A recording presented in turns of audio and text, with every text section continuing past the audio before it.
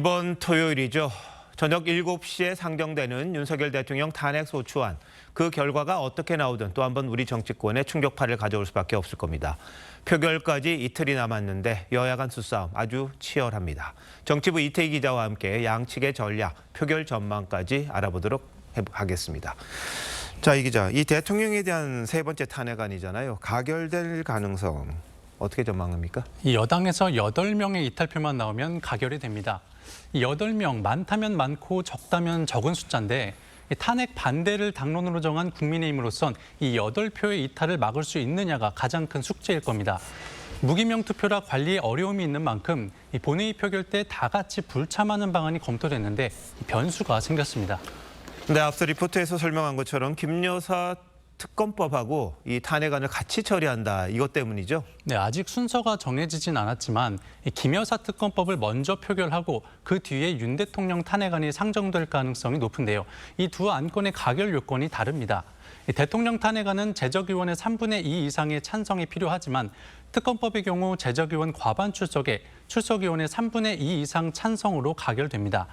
대통령 탄핵안은 여당이 표결에 불참하면 무산시킬 수 있지만 특검법은 여당이 표결에 불참하면 오히려 막을 수 없는 구조인 겁니다. 네, 여당 입장에선 둘 다 막으려면 김 여사 특검법 때 들어가서 반대표를 던지고 그리고 탄핵안 표결 때는 퇴장하는 그런 방식이 가장 적절하겠네요. 야당이 노리는 것도 바로 이 국민의힘 의원들이 본회의 중간에 퇴장하는 장면이 생중계되는 겁니다. 그동안 민주당에 주로 적용됐던 방탄정당 이미지를 여당 프레임으로 바꾸겠다는 겁니다. 여론이 악화될 경우 또다시 탄핵안을 발의해 가결시킬 수 있다는 보관도 깔려 있습니다. 네, 근데 오늘 여당 의원 일부가 임기 단축 개헌을 요구하고 나섰습니다. 이건 어떻게 봐야 됩니까? 이 여당이 탄핵 반대를 당론으로 정하긴 했지만 계엄 선포 이후 대통령에 대한 국민 여론은 더 싸늘해졌습니다. 탄핵 또는 하야의 경우 곧바로 대선으로 이어지는 만큼 사실상 이재명 대표에게 대권을 넘기게 될 거란 인식이 강한 여당으로선 여론의 비판을 잠재울 조치가 필요한 상황입니다. 탄핵은 안 되지만 그에 준하는 대응이 뭘지 여권의 핵심적인 고민 지점이 될 듯합니다. 네, 근데 민주당이 지금 비상계엄 선포 이후에 너무 좀 막 나간다 이런 이야기도 일부에서 나옵니다. 오늘 탄핵안 통과시킨 걸 보면요. 여당이 탄핵 반대 당론을 정했기 때문에 어쩔 수 없다는 게 민주당의 설명입니다. 사상 처음 단독으로 추진 중인 감액 예산안에 대해서도 탄핵안이 부결되면 더 감액할 수 있다는 방침인 것으로 전해졌습니다.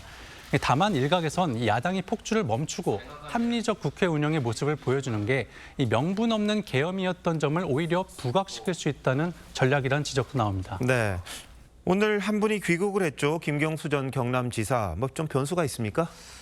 지금은 탄핵의 시간이라며 대통령 퇴진에 앞장서겠다고 했습니다. 다만 김 전 지사는 대한민국의 위기를 초래한 건 윤 대통령과 현 정권이지만 자신을 포함한 정치인들에게도 공동 책임이 있다고 했습니다.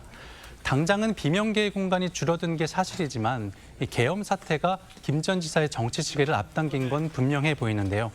당내에선 조기 대선을 염두에 둔 귀국이란 해석도 나옵니다. 네, 뭐 이른바 친문 적자 이렇게 불리기도 했었는데 자, 이재명 대표와 어떤 관계를 설정할지가 앞으로의 변수가 되겠군요. 자, 이 기자 잘 들었습니다.